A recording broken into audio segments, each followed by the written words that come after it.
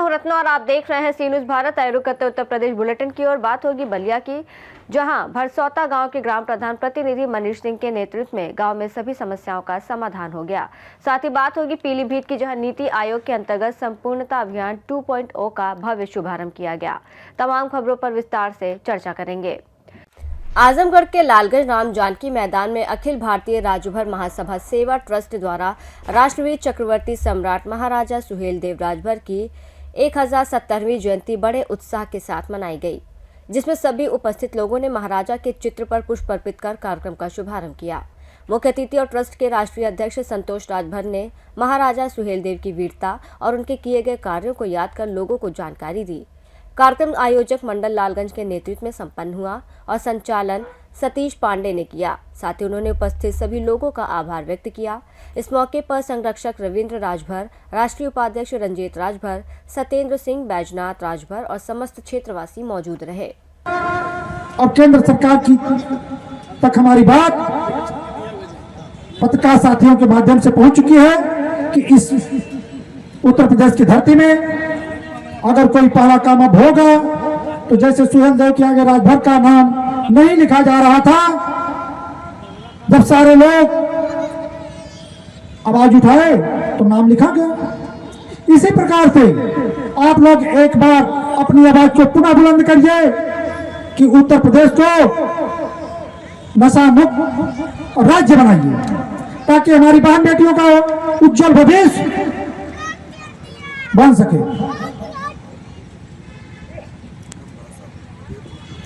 माताओं, बहनों, भाइयों, सभी का स्वागत। बंदर आजमगढ़ से सी न्यूज़ संवाददाता सतीश की रिपोर्ट। बलिया में बेलहरी ब्लॉक के भरसौता गांव इन दिनों विकास की एक नई कहानी लिख रहा है। ग्राम प्रधान प्रतिनिधि मनीष सिंह के नेतृत्व में इस गांव में उन सभी समस्याओं का समाधान हो गया है जो पिछले कई वर्षों से प्रश्न चिन्ह बन गई थी। इस गांव में सरकार के मंशा अनुसार बेहतर सड़क, नाली, खड़ंजा समेत उन तमाम समस्याओं का समाधान किया गया है। इस कार्य के पूरा होने से गांव वाले काफी खुश हैं। परिचय बता दो। मनीष सिंह, ग्राम प्रधान प्रतिनिधि भरसौता, ग्राम पंचायत भरसौता, विकासखंड बेलहरी। अभी तो हम लोगों का जो कार्यकाल शुरुआत हुआ, कोरोना काल से कार्यकाल शुरुआत हुआ, उसमें तो एक साल बहुत सारा डिस्टर्ब रहा। एक साल बाद उसमें जो भी निधि और फंड आया उसमें कायाकल्प के तहत विद्यालय पे कार्य कराने थे। जो प्राथमिक पाठशाला भरसौता और प्राथमिक पाठशाला नई बस्ती भरसौता दोनों विद्यालय पे हमारे द्वारा कार्य कराए गए। वो प्राथमिक पाठशाला भरसौता में रास्ते को लेकर के निर्माण कराया गया वहाँ पे, और फील्ड में मिट्टी भराई का कार्य हुआ। और हमारे नई बस्ती भरसौता में यहाँ पे शौचालय की व्यवस्था नहीं थी, तो इसमें महिला शौचालय और पुरुष शौचालय दोनों का निर्माण कार्य कराया गया। और हमारे यहाँ दो बस्ती थी, जो पूर्व में जो हल्दी ढाले से नज़दीक बसी हुई बस्ती है मुस्लिम बस्ती, और दूसरा नई बस्ती भरसौता। ये दोनों बंधे के उत्तर साइड में बस्ती पड़ती है। ये दोनों बस्तियों के पास पानी निकासी का कोई साधन नहीं था। कोई मुख्य मार्ग भी बहुत साल से क्षतिग्रस्त पड़े हुए थे इनके। तो मुस्लिम बस्ती का तो पानी का निस्तारण हमने कर दिया है, उनका पानी निकास भी कर दिया है, और मुख्य जो मार्ग है उन लोगों का वो भी। बलिया से सी न्यूज़ संवाददाता आनंद दुबे की रिपोर्ट। हमीरपुर जिले में पंडित दीनदयाल उपाध्याय चिकासी की छात्राओं ने जिलाधिकारी से बुंदेलखंड एक्सप्रेसवे पर एक कट कर रास्ता खुलवाए जाने की अपील का एक वीडियो बनाकर वायरल किया है।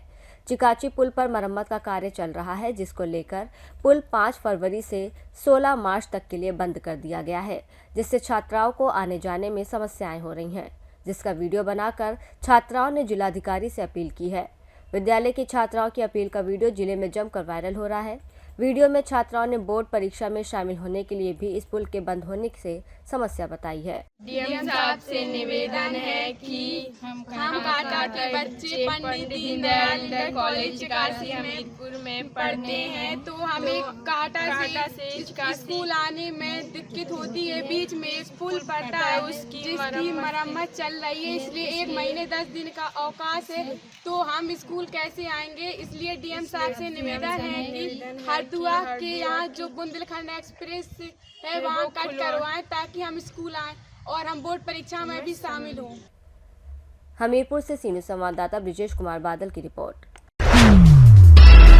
हमीरपुर के मौदाहा ब्लॉक में मनरेगा योजना को सरकारी खजाना लूटने का जरिया बना दिया गया है, जहां सचिव, डीसी, मनरेगा प्रधान और अन्य जिम्मेदार अधिकारियों की मिली भगत से 169 मजदूरों की फर्जी हाजिरी दर्ज कर लाखों रुपए का गबन किया गया। हैरानी की बात यह है कि एनएमएमएस ऐप में सेकंड फोटो नॉट अपलोडेड की चेतावनी के बावजूद भुगतान कर दिया गया, जबकि मौके पर गिने चुने मजदूर ही मौजूद थे और कागजों में सैकड़ों दिखाए गए। अब सवाल ये है कि इस घोटाले पर कार्रवाई होगी या मामला फाइलों में ही दबकर रह जाएगा। हमीरपुर से सी न्यूज़ संवाददाता जितेंद्र की रिपोर्ट। विकासखंड पूरनपुर के ब्लॉक सभागार में नीति आयोग के अंतर्गत संपूर्णता अभियान 2.0 का विधायक पूरनपुर बाबूराम पासवान के साथ भव्य शुभारंभ किया गया, जहां विभिन्न विभागों द्वारा लगाए गए स्टॉलों का अवलोकन किया गया। अभियान का उद्देश्य शिक्षा, स्वास्थ्य, पोषण, महिला बाल विकास और पशु टीकाकरण जैसे प्रमुख संकेतकों को पूर्ण संतृप्त कर आमजन के जीवन स्तर में अस्थायी सकारात्मक परिवर्तन लाना है। कार्यक्रम में मुख्य विकास अधिकारी, जिला पंचायत राज अधिकारी, खंड विकास अधिकारी, ब्लॉक प्रमुख प्रतिनिधि अपूर्व सिंह, विचित्र सिंह सहित बड़ी संख्या में अधिकारी, कार्यकर्ता और नागरिक मौजूद रहे। पीलीभीत से सी न्यूज़ संवाददाता हैदर खान की रिपोर्ट।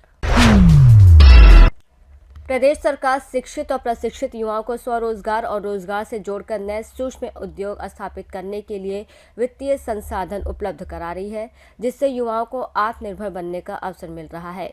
इसी प्रयास के तहत मुख्यमंत्री युवा उद्यमी विकास योजना के तहत 30 जुलाई से 1 अगस्त 2025 तक इंदिरा गांधी प्रतिष्ठान लखनऊ में सीएम युवा कॉन्क्लेव एंड एक्सपो आयोजित किया गया था, जिसमें 150 से अधिक इनोवेटिव बिजनेस और फ्रेंचाइजी बिजनेस ऑन व्हील्स के प्रवर्तकों ने अपने ब्रांड और उत्पादों का प्रदर्शन किया और युवाओं को उनसे जुड़ने का अवसर दिया गया। वहीं द्वितीय चरण में 25 से 29 सितंबर 2025 को ग्रेटर नोएडा में UPITS 2025 में मेरठ, सहारनपुर, अलीगढ़ और आगरा मंडलों के युवाओं के लिए कॉन्क्लेव आयोजित किया गया और उत्कृष्ट निर्यात कार्यों के लिए 29 निर्यातकों को राज्य निर्यात पुरस्कार से सम्मानित किया गया। पीलीभीत से सी न्यूज़ संवाददाता हैदर खान की रिपोर्ट। बुलेटिन में फिलहाल इतना ही। देश और दुनिया की तमाम बड़ी खबरों के लिए आप देखते रहिए सी न्यूज़ भारत।